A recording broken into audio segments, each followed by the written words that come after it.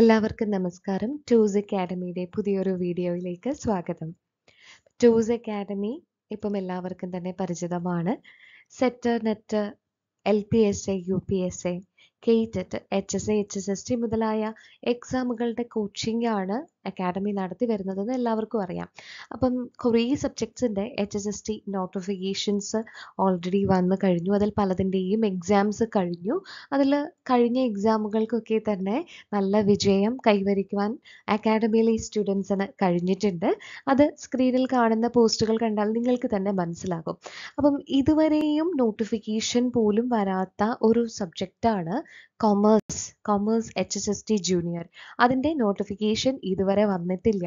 കഴിഞ്ഞ 2-3 വർഷങ്ങളായിട്ട് അത് വരുമെന്ന് നമ്മൾ പ്രതീക്ഷിച്ചിരിക്കുകയാണ്.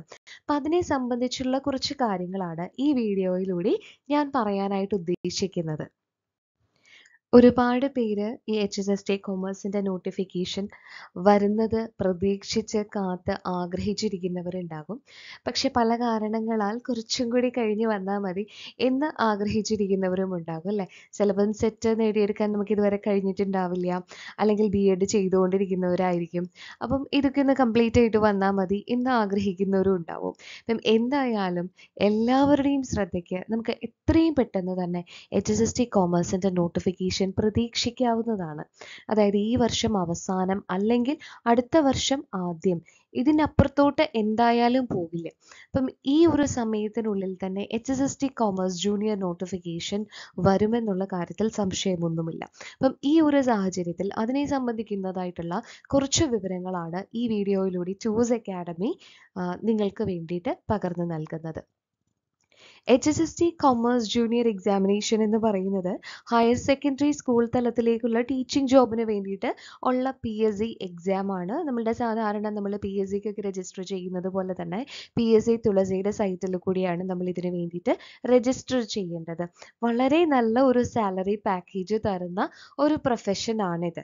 ഹയർ സെക്കൻഡറി സ്കൂൾ ടീച്ചർ എന്ന് പറയുന്നത് നല്ലൊരു സാലറി പാക്കേജോടുകൂടി വരുന്നതായിട്ടുള്ളൊരു പോസ്റ്റാണ്. ഗസറ്റഡ് ഓഫീസർ റാങ്ക് ആണ് ഈ ഒരു പോസ്റ്റിലേക്ക് കയറി കഴിഞ്ഞിട്ടുണ്ടെങ്കിൽ ആ ഒരു ഉദ്യോഗാർത്ഥിക്ക് കിട്ടാൻ പോകുന്നത്. ഇനി ഇതിനു മുമ്പ് എപ്പോഴാണ് ഈ നോട്ടിഫിക്കേഷൻ വിളിച്ചത്, എക്സാം എപ്പോഴാണ് നടന്നത്, റാങ്ക് ലിസ്റ്റ് എപ്പോഴാണ് പബ്ലിഷ് ചെയ്തത് എന്നൊക്കെ നമുക്കൊന്ന് നോക്കാം. അതിൽ നിന്ന് എന്തുകൊണ്ടാണ് എക്സാം പെട്ടെന്ന് വരും എന്ന് പറയാൻ കാരണം എന്ന് നമുക്ക് മനസ്സിലാകും. ഇതിനു മുൻപ്, അതായത് ഇപ്പം നമ്മൾ HSSTയുടെ നോട്ടിഫിക്കേഷൻ, കൊമേഴ്സിൻ്റെ നോട്ടിഫിക്കേഷൻ പ്രതീക്ഷിച്ചിരിക്കുന്നു. അപ്പം ഇതിൽ നമ്മൾ കൊമേഴ്സിൻ്റെ കാര്യങ്ങളാട്ടോ പറയുന്നത്. അപ്പം ഇതിനു മുൻപ് ഒരു നോട്ടിഫിക്കേഷൻ, HSST കൊമേഴ്സ് ജൂനിയറിൻ്റെ നോട്ടിഫിക്കേഷൻ വന്നത് 2017 അപ്പം നോട്ടിഫിക്കേഷൻ 2017 എൻഡോടുകൂടിയാണ് വന്നത്. അതിൻ്റെ എക്സാം നടന്നത് 2018 എക്സാം ആ സമയത്ത് ഇവാലുവേഷൻ 2 ക്രൈറ്റീരിയാസിലൂടെയാണ് നടന്നത്. ഒന്ന് റിട്ടൺ എക്സാമിനേഷൻ ഉണ്ടായിരുന്നു. അത് കഴിഞ്ഞിട്ട് അതിൽ നിന്നും അവർ ഷോർട്ട് ലിസ്റ്റ് ചെയ്ത ഉദ്യോഗാർത്ഥികൾക്ക് ഇൻ്റർവ്യൂ ഉണ്ടായിരുന്നു. അപ്പം ഇൻ്റർവ്യൂ നടന്നത് 2020 2018 റിട്ടൺ എക്സാം കഴിഞ്ഞതിന് ശേഷം 2020 ഇൻ്റർവ്യൂ നടന്നത്. ഇതിൻ്റെ റാങ്ക് ലിസ്റ്റ് പുറത്തു വന്നത് 2021 ഏപ്രിലാണ്. 3 വർഷമാണ് അതിൻ്റെ കാലാവധി ഉണ്ടായിരുന്നത്. ആ റാങ്ക് ലിസ്റ്റിൻ്റെ എക്സ്പയറി 2024 ഏപ്രിൽ, അതായത് ഈ വർഷം ഏപ്രിൽ, അടുത്ത മാസം അവസാനിക്കുകയാണ്. അപ്പം അതുകൊണ്ട് തന്നെ എന്തായാലും അതിനുശേഷം ഉടനെ തന്നെ നമുക്ക് അടുത്ത HSST കൊമേഴ്സിൻ്റെ നോട്ടിഫിക്കേഷൻ തീർച്ചയായിട്ടും പ്രതീക്ഷിക്കാം. കാരണം കഴിഞ്ഞ തവണ ഈ കൊമേഴ്സിൻ്റെ കൂടെ തന്നെ വിളിച്ച ഏകദേശം എല്ലാ സബ്ജക്ട്സിൻ്റെയും തന്നെ നോട്ടിഫിക്കേഷൻ ഓൾറെഡി വന്നു കഴിഞ്ഞു. ചിലതിൻ്റെയൊക്കെ എക്സാംസ് നടന്നു കഴിഞ്ഞു. അപ്പം ഇനി കൊമേഴ്സിൻ്റെ മാത്രമേ വരാനുള്ളൂ. അതുകൊണ്ട് അത് ഒരുപാട് താമസിക്കില്ല എന്ന് തന്നെയാണ് നമ്മൾ പ്രതീക്ഷിക്കുന്നത്. എത്രയും പെട്ടെന്ന് തന്നെ അതിൻ്റെ നോട്ടിഫിക്കേഷൻ നമുക്ക് പ്രതീക്ഷിക്കാവുന്നതാണ്. ഇത് 2017 വന്ന HSST കൊമേഴ്സിൻ്റെ നോട്ടിഫിക്കേഷനകത്തുള്ള ചില ഇമ്പോർട്ടൻ്റ് ആയിട്ടുള്ള കാര്യങ്ങളാണ് നിങ്ങളുമായിട്ട് പങ്കുവയ്ക്കുന്നതിന് മാത്രം. ഇതിൽ അപ്പോയിൻറ്റ്മെൻറ്റ് നടത്തുന്നത് കേരള ഹയർ സെക്കൻഡറി എഡ്യൂക്കേഷൻ ഡിപ്പാർട്ട്മെൻറ്റിലേക്കാണ്. പോസ്റ്റുകളുടെ പേരുകൾ അന്ന് കൊമേഴ്സിൻ്റെ കൂടെ തന്നെ കൊമേഴ്സ് ഉൾപ്പെടെ 14 സബ്ജക്റ്റുകളുടെ എക്സാംസിൻ്റെ നോട്ടിഫിക്കേഷനാണ് ഒരുമിച്ച് വന്നത്. കൊമേഴ്സ് ഉൾപ്പെടെ 14 സബ്ജക്ട്സിൻ്റെ നോട്ടിഫിക്കേഷനാണ് ഒരുമിച്ച് വന്നത്. എല്ലാം തന്നെ പോസ്റ്റിൻ്റെ പേര് higher secondary school teacher junior. അപ്പം കൊമേഴ്സിൻ്റേതാണെങ്കിൽ higher secondary school teacher junior in commerce അതായിരുന്നു പോസ്റ്റിൻ്റെ പേര്. Department Kerala higher secondary education, അതായത് +1 +2 തലത്തിൽ. അവിടെ മാത്രമാണ് കൊമേഴ്സ് ടീച്ചേഴ്സിന് ഒരു സാധ്യതയുള്ളൂ. അപ്പം വേക്കൻസീസ് സ്കെയിൽ ഓഫ് പേ അന്നുണ്ടായിരുന്ന ഒരു സ്കെയിൽ ഓഫ് പേ എന്ന് പറയുന്നത് 32,300 to 68,700 ആണ്. അപ്പം ആ ഒരു സമയത്ത് ഈ ഒരു വേതനം എന്ന് പറയുന്നത് ഒരു ഹൈ പേ സ്കെയിൽ ആയിരുന്നു. ഇപ്പം 5-6 വർഷങ്ങൾ കടന്നിട്ടുണ്ട്. അതുകൊണ്ട് തന്നെ എന്തായാലും ഇതിലൊരു വർധനവ് നമുക്ക് പ്രതീക്ഷിക്കാം. എബവ് 40,000 എന്തായാലും നമുക്ക് പ്രതീക്ഷിക്കാം. സ്കെയിൽ ഓഫ് പേ ഒരു 40-45,000 സ്റ്റാർട്ടിംഗ് ആണ് നമ്മൾ പ്രതീക്ഷിക്കുന്നത്. അതുകൊണ്ട് തന്നെ നല്ലൊരു പേ സ്കെയിലോട് കൂടിയ നല്ലൊരു പ്രൊഫഷനാണ്. HSST കൊമേഴ്സ് എഴുതാനായിട്ടുള്ള ക്വാളിഫിക്കേഷൻ ഉള്ള എല്ലാവരും മിസ് ചെയ്യാതെ എഴുതേണ്ടതായിട്ടുള്ള ഒരു ടെസ്റ്റും കൂടിയാണ്. അന്ന് നമ്പർ ഓഫ് വേക്കൻസീസിൻ്റെ എണ്ണം കൃത്യമായിട്ട് പറഞ്ഞിരുന്നില്ല, ആൻറ്റിസിപ്പേറ്റഡ് ആയിരുന്നു. ഇത്തവണ വരാൻ പോകുന്ന HSSTക്ക് ഒരുപാട് വേക്കൻസീസ് നമ്മൾ പ്രതീക്ഷിക്കുന്നുണ്ട്. കാരണം തുടക്കകാലത്ത് കൊമേഴ്സിൽ കയറിയതായിട്ടുള്ള ടീച്ചേഴ്സിൻ്റെ എല്ലാം റിട്ടയർമെൻറ്റ് ബൾക്കായിട്ട് നടക്കുന്നുണ്ട്. അപ്പം അത് കാരണം ഒരുപാട് വേക്കൻസികൾ വരുമെന്ന് തന്നെയാണ് നമ്മൾ പ്രതീക്ഷിക്കുന്നത്. അതുപോലെ ഇതിൻ്റെ ഏജ് ലിമിറ്റ് കഴിഞ്ഞ നോട്ടിഫിക്കേഷൻ പ്രകാരം 20-നും 40-നും ഇടയിൽ പ്രായമുള്ള ഉദ്യോഗാർത്ഥികൾക്കാണ് ഈ ഒരു എക്സാം അറ്റൻഡ് ചെയ്യാനായിട്ട് പറ്റുമായിരുന്നുള്ളൂ. അപ്പം ഇതിൻ്റെ ഏജ് ലിമിറ്റ് അവർ പറയുന്നത് 20 വയസ്സ് മുതൽ 40 വയസ്സ് വരെയാണ്. പിന്നെ ചില കാറ്റഗറിക്ക് ചില പ്രൊവിഷൻസ്, അതായത് 43 വയസ്സ് വരെ ഇളവ് കൊടുത്തിട്ടുണ്ട്. എന്നാലും ജനറൽ ആയിട്ട് എല്ലാവർക്കും ആപ്ലിക്കബിൾ ആയിട്ടുള്ള ഒരു ഏജ് ലിമിറ്റ് എന്ന് പറയുന്നത് 20 years to 40 years ആണ്. അപ്പം അത് കഴിഞ്ഞാൽ നമ്മൾക്ക് ഇത് അറ്റൻഡ് ചെയ്യാനായിട്ട് പറ്റില്ല. അപ്പം പലർക്കും ഇത് ചിലപ്പം ഒരു ലാസ്റ്റ് ചാൻസ് ആയിരിക്കും. അങ്ങനെയുള്ളവർ ഇതിനു വേണ്ടിയിട്ട് നിരന്തരമായിട്ട് പരിശ്രമിക്കുക. കാരണം ഒരു 5-6 വർഷങ്ങളൊക്കെ കൂടിയിട്ടാണ് ഇപ്പം HSST ഒക്കെ വിളിക്കുന്നത്. അപ്പം നമുക്കൊരു 2 എക്സാം ഒക്കെ ഈ ഒരു സമയത്തിനിടയ്ക്ക് അറ്റൻഡ് ചെയ്യാനായിട്ട് പറ്റുള്ളൂ. പിന്നെ നമുക്ക് സാധ്യതകൾ ഇല്ലാതെ പോകും. അതുകൊണ്ട് എത്രയും പെട്ടെന്ന് തന്നെ എഴുതിയെടുക്കാനായിട്ട് ശ്രമിക്കുക. ഇനി HSST കൊമേഴ്സിൻ്റെ എക്സാം എഴുതണമെങ്കിൽ നമുക്ക് വേണ്ടതായിട്ടുള്ള ക്വാളിഫിക്കേഷൻ എന്തൊക്കെയാണ് അതിൻ്റെ ക്രൈറ്റീരിയാസ്? ഒന്നാമതായിട്ട് നമുക്ക് മാസ്റ്റേഴ്സ് ഡിഗ്രി വേണം, അതായത് MCOM ഡിഗ്രി ഉണ്ടായിരിക്കണം.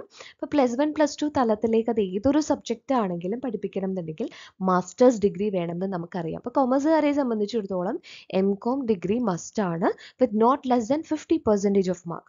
50% മാർക്കെങ്കിലും നേടി MCOM പാസ്സായിട്ടുള്ള ഒരു വ്യക്തിയായിരിക്കണം. അതുപോലെ തന്നെ BEd degree in concern subject, BEd കൊമേഴ്സും പാസ്സായിട്ടുള്ള വ്യക്തിയായിരിക്കണം. അപ്പം എക്സാം അറ്റൻഡ് ചെയ്യാറാകുമ്പോൾ നമ്മളുടെ കയ്യിൽ BEdൻ്റെ സർട്ടിഫിക്കറ്റ് ഉണ്ടായിരിക്കണം. എന്നാലാണ് നമുക്ക് ആ എക്സാം അറ്റൻഡ് ചെയ്യാൻ പറ്റത്തുള്ളൂ. അപ്പം മാസ്റ്റേഴ്സ് ഡിഗ്രി, MCOM, പിന്നെ BEd ഡിഗ്രി, പിന്നെ വേണ്ടത് must have passed set exam പാസ്സായിട്ടുണ്ടാവണം. അപ്പം സ്റ്റേറ്റ് എലിജിബിലിറ്റി ടെസ്റ്റ് ഇതൊരു ഇമ്പോർട്ടൻ്റ് ആയിട്ടുള്ള ക്രൈറ്റീരിയ ആണ്. അപ്പം ഇനി എത്രയും പെട്ടെന്ന് തന്നെ ഇതിൻ്റെ നോട്ടിഫിക്കേഷനും എക്സാമും ഒക്കെ വരുമെന്ന് തന്നെയാണ് നമ്മൾ പ്രതീക്ഷിക്കുന്നത്. അതുകൊണ്ട് ഇതുവരെയും നിങ്ങൾക്ക് സെറ്റ് നേടിയെടുക്കാൻ സാധിച്ചിട്ടില്ലെങ്കിൽ തീവ്രമായിട്ട് പരിശ്രമിക്കുക. ഇനി ജൂലൈയിൽ വരുന്ന സെറ്റ് എക്സാം തന്നെ നേടിയെടുക്കാൻ വേണ്ടിയിട്ട് നിങ്ങൾ പരിശ്രമിക്കുക. അപ്പം 3 കാര്യങ്ങളാണ് പ്രധാനമായിട്ടും പറയുന്നത്: MCOM, BEd, set.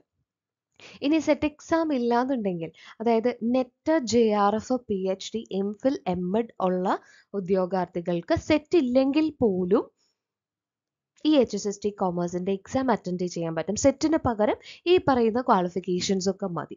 Net, JRF, PhD, MPhil, MEd ഉള്ളവർ സെറ്റ് എടുക്കുന്നതിൽ നിന്നും എക്സംപ്റ്റ് ചെയ്തിട്ടുണ്ട്.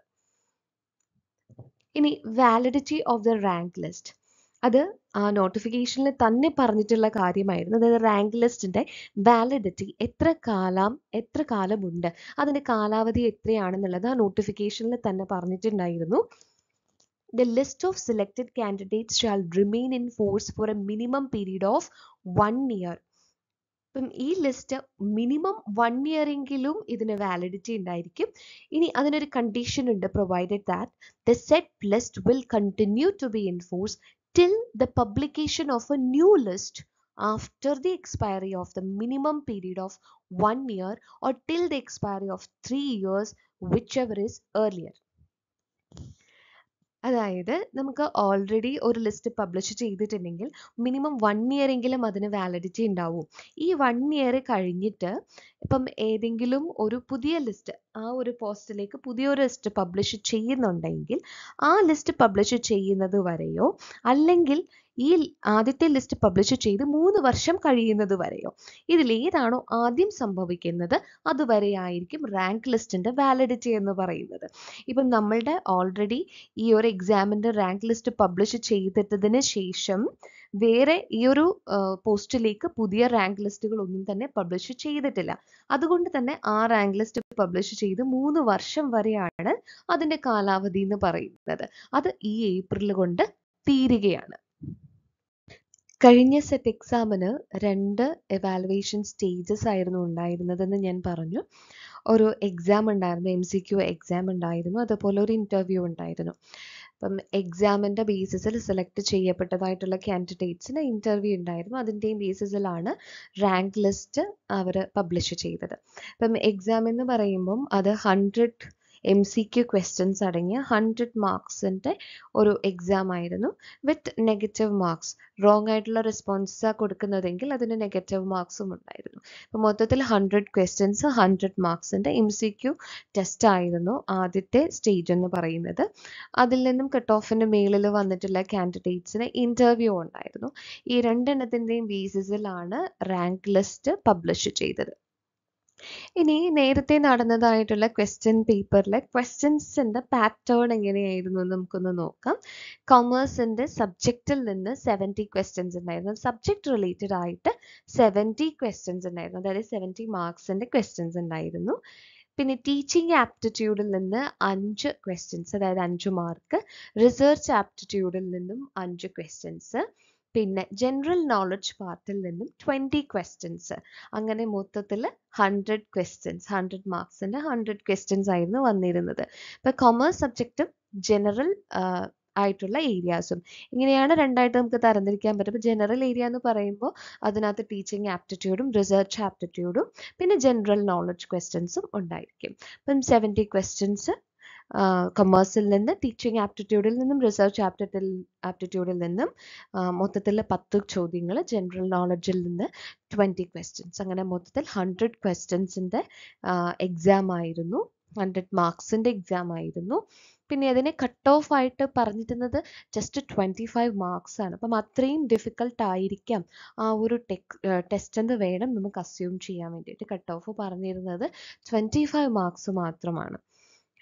അതിൻ്റെ റാങ്ക് ലിസ്റ്റ് ഇൻ്റർവ്യൂവും കഴിഞ്ഞതിന് ശേഷം, ഇൻ്റർവ്യൂ 2020 കഴിഞ്ഞത്. അതിനുശേഷം ഇതിൻ്റെ ബേസ് ചെയ്തിട്ടുള്ള റാങ്ക് ലിസ്റ്റ് പബ്ലിഷ് ചെയ്തത് 2021 ഏപ്രിൽ 13 അപ്പം അത് കഴിഞ്ഞിട്ടുള്ള 3 വർഷമായിരുന്നു ഇതിന് കാലാവധി. അപ്പം ഈ 2024 ഏപ്രിൽ 13 കൂടി ഈ റാങ്ക് ലിസ്റ്റിൻ്റെ എക്സ്പയറി തീരുകയാണ്. അതുകൊണ്ട് തന്നെ നമുക്ക് ഉടനെ അടുത്ത നോട്ടിഫിക്കേഷൻ പ്രതീക്ഷിക്കാവുന്നതാണ്. ഇത് റാങ്ക് ലിസ്റ്റിൻ്റെ തുടക്കത്തിലുള്ള കുറച്ച് ഇൻഫർമേഷൻസ് മാത്രമാണ്. ഇതിനകത്ത് ഡേറ്റ് കൃത്യമായിട്ട് പറഞ്ഞിട്ടുണ്ട്. Rank list is brought in to force with effect from 13/4/2021. അപ്പം 2024 ഏപ്രിലിൽ ഇതിൻ്റെ വാലിഡിറ്റി എക്സ്പയർ ആവുകയാണ്. പിന്നെ മെറിറ്റിൻ്റെ അടിസ്ഥാനത്തിലാണ് ഈ ലിസ്റ്റ് പ്രിപ്പയർ ചെയ്തിരിക്കുന്നത്. അപ്പം അതിനകത്ത് 4 പേരുടെ പേരുകൾ ഇതിൽ കാണാനായിട്ട് പറ്റും. ആദ്യം വന്നത് മുഹമ്മദ് റാഫി എന്ന് പറയുന്ന ഒരു വ്യക്തി. പിന്നെ അതിൻ്റെ ഫസ്റ്റ് കൊടുത്തിരിക്കുന്ന മാർക്ക് 40 എന്ന് പറയുന്നത് MCQ ടെസ്റ്റിലെ മാർക്കാണ്. കേട്ടോ, മെറിറ്റ് ബേസിസിൽ വന്ന ആദ്യത്തെ വ്യക്തിയുടെ മാർക്ക് 40. ഇത് ഹയസ്റ്റ് മാർക്കാണ് ഈ പറയുന്ന 40 എന്ന് പറയുന്നത്. അപ്പം എക്സാം എന്തോരം ടഫായിരിക്കുമെന്ന് നിങ്ങളൊന്ന് അസ്യൂം ചെയ്യണം. അപ്പം അതിനനുസരിച്ച് നമ്മൾ പ്രിപ്പയർ ചെയ്തെങ്കിൽ മാത്രമേ പറ്റത്തുള്ളൂ. അതുപോലെ ഇൻ്റർവ്യൂവിൻ്റെ മാർക്കാണ് രണ്ടാമത് തന്നിട്ടുള്ളത്. ഇൻ്റർവ്യൂവിൻ്റെ മാർക്ക് 15 ടെസ്റ്റിൻ്റെ സ്കോർ എന്ന് പറയുന്നത് 100 ഇപ്പം മെറിറ്റിൻ്റെ ബേസിസിലാണ് അവർ റാങ്ക് ലിസ്റ്റ് പബ്ലിഷ് ചെയ്യുന്നത്. ജസ്റ്റ് ഒരു മോഡൽ കാണിച്ചു എന്നേ ഉള്ളൂ. ഇപ്പം ഓൾറെഡി കഴിഞ്ഞ എക്സാമിൻ്റെ സിലബസ് അവൈലബിൾ ആണ്. ആ സിലബസ് വച്ചിട്ട് നമുക്ക് പക്ഷേ ഇപ്പോൾ പഠിക്കാനായിട്ട് പറ്റില്ല. കാരണം 5-6 വർഷങ്ങൾക്ക് ശേഷമാണ് അടുത്ത ടെസ്റ്റ് വിളിക്കാൻ പോകുന്നത്. എന്തായാലും സിലബസിൽ ചേഞ്ചസ് വരും. അപ്പോൾ ബാക്കിയുള്ള സബ്ജക്ട്സിനെ എടുത്ത് വെച്ച് നോക്കിക്കഴിഞ്ഞിട്ടുണ്ടെങ്കിൽ സിലബസ് ഒരുപാട് അഡ്വാൻസ്ഡ് ആയിട്ടുണ്ട്. സിലബസിൽ നെറ്റ് എക്സാംസിൻ്റെ ടോപ്പിക്സ് ഒക്കെ ആഡ് ചെയ്ത് വന്നതായിട്ട് ഒത്തിരി വൈഡ് ആയതായിട്ട് കണ്ടിട്ടുണ്ട്. അപ്പോൾ കൊമേഴ്സിനെ സംബന്ധിച്ചിടത്തോളം കൊമേഴ്സ് ഇതിനു മുമ്പ് വിളിച്ച എക്സാമിൻ്റെ സിലബസ് എന്ന് പറയുന്നത് വളരെ ചെറിയ കൊമേഴ്സ് സബ്ജക്റ്റ് നോക്കിക്കഴിഞ്ഞിട്ടുണ്ടെങ്കിൽ ചുരുങ്ങിയ ഒരു സിലബസ് ആണ്. അപ്പം ആ ഒരു സിലബസ് അല്ല നമ്മൾ ഇനി എക്സ്പെക്റ്റ് ചെയ്യുന്നത്. ഇപ്പം ഈ റാങ്കിനോട് തന്നെ സിമിലർ ആയിട്ടുള്ള ഒരു എക്സാം 2022 നോട്ടിഫിക്കേഷൻ വന്നിരുന്നു. അതായത് non vocational higher secondary teacher, vocational higher secondary ടീച്ചറിനുള്ള ഒരു നോട്ടിഫിക്കേഷൻ ഇതിന് തൊട്ട് മുൻപായിട്ട് വന്നിരുന്നു. അപ്പം അതിൻ്റെ സിലബസ്, കൊമേഴ്സിൻ്റെ സിലബസ് അവൈലബിൾ ആണ് PSCയുടെ സൈറ്റിൽ. അപ്പം ആ സിലബസ് തന്നെയാണ് നമ്മൾ ഈ എക്സാമിനും പ്രതീക്ഷിക്കുന്നത്. അതിപ്പം 1-2 വർഷം മുമ്പ് മാത്രം പുറപ്പെടുവിച്ച നോട്ടിഫിക്കേഷനാണ്. അപ്പം ഇതേ സെയിം റാങ്കോട് കൂടിയ ഒരു പോസ്റ്റാണ്, ഇതേ പോസ്റ്റ് തന്നെയാണ് ഏകദേശം പറഞ്ഞു കഴിഞ്ഞാൽ. അപ്പം ഇതിൻ്റെ ഈ സിലബസ് ആണ് ഇനിയുള്ള എക്സാമിന് നമ്മൾ എക്സ്പെക്റ്റ് ചെയ്യാൻ പോകുന്നത്. ഇതിന് ഒരുപാട് ചേഞ്ചസ് വരുമെന്ന് നമ്മൾ എക്സ്പെക്റ്റ് ചെയ്യുന്നില്ല. ചേഞ്ചസ് വന്നാൽ പോലും കുറച്ച് ചേഞ്ചസ് മാത്രമാണ് വരാനായിട്ട് സാധ്യതയുള്ളൂ. അപ്പം ഇപ്പോൾ പഠനം ആരംഭിക്കുന്നവർ ഇതിൻ്റെ സിലബസ് അനുസരിച്ച് പഠിച്ചു പോകുന്നതാണ് ഏറ്റവും നല്ലത്. സിലബസ് അനാലിസിസിൻ്റെ ഒരു ഡീറ്റെയിൽഡ് ആയിട്ടുള്ള വീഡിയോ പിന്നീട് ചൂസ് അക്കാഡമി ചെയ്യുന്നുണ്ട്. ഇപ്പം ഇത്രയും മാത്രം നോക്കിയാൽ മതി. ഇത് ജസ്റ്റ് ഒരു മൊഡ്യൂളിൻ്റെ മാത്രം കമ്പാരിസൺ ആണ്.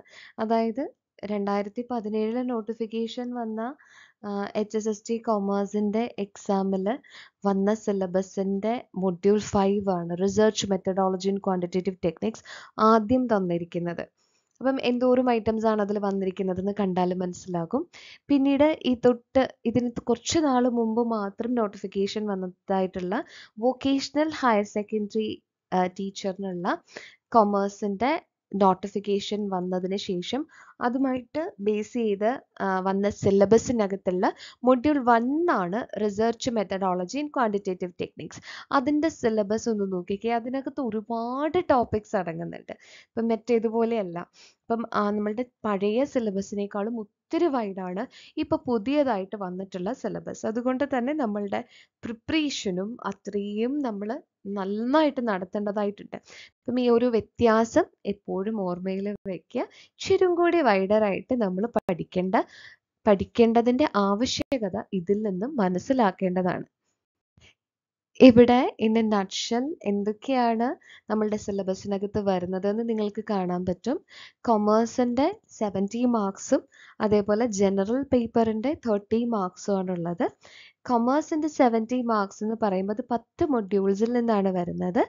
ആദ്യത്തെ module research methodology and QT, പിന്നെ വരുന്നത് financial markets and services and investment management, third module portfolio management and derivative, fourth income tax and GST. കഴിഞ്ഞ എക്സാമിന് GST ഒന്നും ഉണ്ടായിരുന്നില്ല. അപ്പം അതിനുശേഷം ഇനിയുള്ള എക്സാമിന് അതുകൊണ്ട് തന്നെ GSTയുടെ ഭാഗത്തു നിന്നുള്ള ക്വസ്റ്റ്യൻസ് ഒക്കെ നമുക്ക് പ്രതീക്ഷിക്കാം. ഇപ്പം GST പുതിയതായിട്ട് ആഡ് ചെയ്ത് വന്നിട്ടുള്ള ഒരു ടോപ്പിക്കാണ്.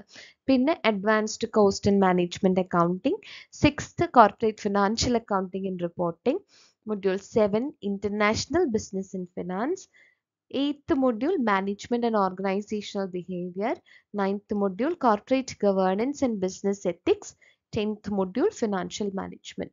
ഈ ഓരോ മൊഡ്യൂളിൽ നിന്നും 7 മാർക്കിൻ്റെ ചോദ്യങ്ങൾ മാത്രമേ വരുന്നുള്ളൂ. പക്ഷെ ഒരുപാട് കാര്യങ്ങൾ ഇൻക്ലൂഡ് ചെയ്യുന്ന ടോപ്പിക്സ് ആണ്. അങ്ങനെ മൊത്തത്തിൽ 70 മാർക്സ് ആണ് കൊമേഴ്സ് സബ്ജക്റ്റിൽ നിന്ന് മാത്രമായിട്ട് ചോദിക്കാം. പിന്നെ വരുന്നത് ജനറൽ പേപ്പറാണ്. ജനറൽ പേപ്പറിനകത്ത് ടീച്ചിങ് ആപ്റ്റിറ്റ്യൂഡും റിസർച്ച് ആപ്റ്റിറ്റ്യൂഡും ജനറൽ നോളജും ആണുള്ളത്. ടീച്ചിങ് ആപ്റ്റിറ്റ്യൂഡിൽ നിന്ന് 5 മാർക്കിൻ്റെ ക്വസ്റ്റ്യൻസ്, റിസർച്ച് ആപ്റ്റിറ്റ്യൂഡിൽ നിന്നും 5 മാർക്സിൻ്റെ ക്വസ്റ്റ്യൻസ്, പിന്നെ general knowledge, current affairs, renaissance in Kerala, ഈ 3 ടോപ്പിക്സും കൂടി അടങ്ങുന്ന ഭാഗത്ത് നിന്ന് 20 മാർക്സിൻ്റെ ക്വസ്റ്റ്യൻസ്. അങ്ങനെ 30 മാർക്സ്. ഈ 13, 17 കൂടെ മൊത്തത്തിലുള്ള എക്സാം 100 മാർക്സിലാണ്. MCQ ക്വസ്റ്റ്യൻസ് ആണ്. നെഗറ്റീവ് മാർക്കും ഉണ്ടാകും. കഴിഞ്ഞ HSST കൊമേഴ്സിനെ പറ്റിയും ഇനി വരാനുള്ള എക്സാമിനെ പറ്റിയും ഒരു ബേസിക് ഐഡിയ തരിക എന്ന് മാത്രമാണ് ഈ വീഡിയോയിലൂടെ ഉദ്ദേശിച്ചത്. അപ്പോൾ പറഞ്ഞ കാര്യങ്ങളെല്ലാം ക്ലിയർ ആണ് എന്ന് വിശ്വസിക്കുന്നു. HSST കൊമേഴ്സ് എന്ന് പറയുന്നത് കൊമേഴ്സ് സ്റ്റുഡൻസിനെ സംബന്ധിച്ചിടത്തോളം, BEd സ്റ്റുഡൻസിനെ സംബന്ധിച്ചിടത്തോളം വളരെ നല്ലൊരു ഓപ്പർച്യൂണിറ്റിയാണ്. നല്ല പേ സ്കെയിലോട് കൂടിയ, നല്ല സെക്യൂർ ആയിട്ട് നമുക്ക് ജീവിക്കാൻ പറ്റുന്ന നല്ലൊരു ഓപ്പർച്യൂണിറ്റിയാണ് HSST നേടിയെടുക്കുക എന്ന് പറയുന്നത്. അപ്പം അതിൻ്റെ നോട്ടിഫിക്കേഷൻ ഉടനെ തന്നെ നമ്മൾ പ്രതീക്ഷിക്കുന്നുണ്ട്. ഈ വർഷം അവസാനം അല്ലെങ്കിൽ അടുത്ത വർഷം ആദ്യത്തോടു കൂടി എന്തായാലും നോട്ടിഫിക്കേഷൻ വരും എന്ന് തന്നെയാണ് നമ്മൾ പ്രതീക്ഷിക്കുന്നത്. ഒരു വർഷത്തിനകം എന്തായാലും എക്സാമും കാണും. അപ്പോൾ അതിന് വേണ്ടിയിട്ടുള്ള പ്രിപ്പറേഷൻ എത്രയും പെട്ടെന്ന് നടത്തുക. ഇനി സെറ്റ് എക്സാം ഒക്കെ നിങ്ങൾ പാസ്സാകാൻ വേണ്ടിയിട്ടുണ്ടെങ്കിൽ അതിന് വേണ്ടിയിട്ട് ആദ്യമേ പ്രിപ്പയർ ചെയ്യുക. അത് പാസ്സാവാൻ ഈ അടുത്ത വട്ടം തന്നെ ആ സെറ്റ് എക്സാം നേടിയെടുക്കാനായിട്ട് ശ്രമിക്കുക.